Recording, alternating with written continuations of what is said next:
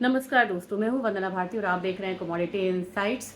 आज मार्केट जो है वो हाई वोलेटिलिटी के साथ खुलने की यहाँ पे संभावना है, क्योंकि कल मार्केट जो विदेशी मार्केट थे वो बंद थे, तो बहुत ज़्यादा इम्पैक्ट इंडियन मार्केट पे आया नहीं था और बिल्कुल रेंज बाउंड मार्केट थी।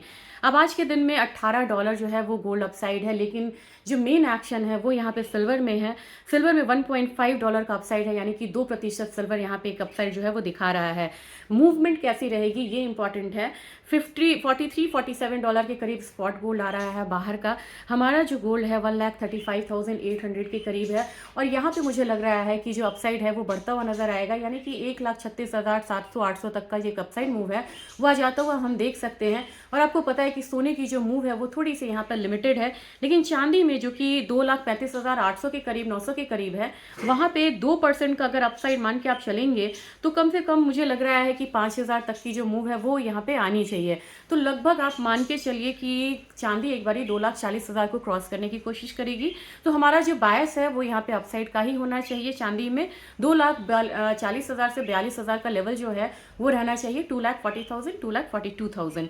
ऑयल की बात की जाए, ऑयल बिल्कुल ही रेंज में है, यहाँ पे बहुत ज़्यादा मूवमेंट नहीं है। 5250 से लेके 5200 तक का एक रेंज रहेगा, जबकि नेशनल गैस में दबाव जो है वो जारी रह सकता है। मेजर बाइंग जो है वो 310 से 300 के करीब आ सकती है, ये मैंने आपको बताया था नेशनल गैस में।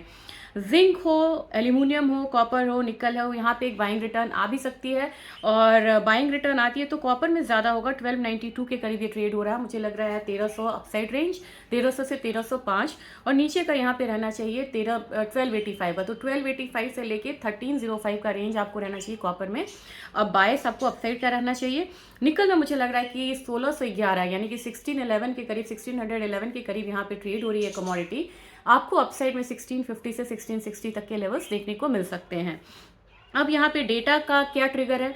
डेटा में आपको है आज S&P ग्लोबल मैन्युफैक्चरिंग डेटा है। मैन्युफैक्चरिंग PMI जो होता है वो डेटा है US का, और ये डेटा इम्पैक्ट डालेगा। डेटा का टाइमिंग क्या है? ये 8:15 के करीब है। तो देखते हैं कि मार्केट की वोलेटिलिटी कैसी होती है। और जो इम्पैक्ट है चाइना के सिल्वर रिस्ट्रिक्शंस का वो शुरू हो चुका है। कुछ जो शिपमेंट्स यहाँ पे थे CME के, वो सुनने में आ रहा है कि चाइना ने अभी रेस्ट्रिक्ट करा है, वहाँ पे फिजिकल सिल्वर की डिलीवरी फिलहाल मतलब कि कॉमिक्स नहीं जा रही है, तो इसका भी इम्पैक्ट मार्केट पे रहेगा। तो फिर मिड डे में एडिशन में बात करते हैं डिटेल में। Thank you.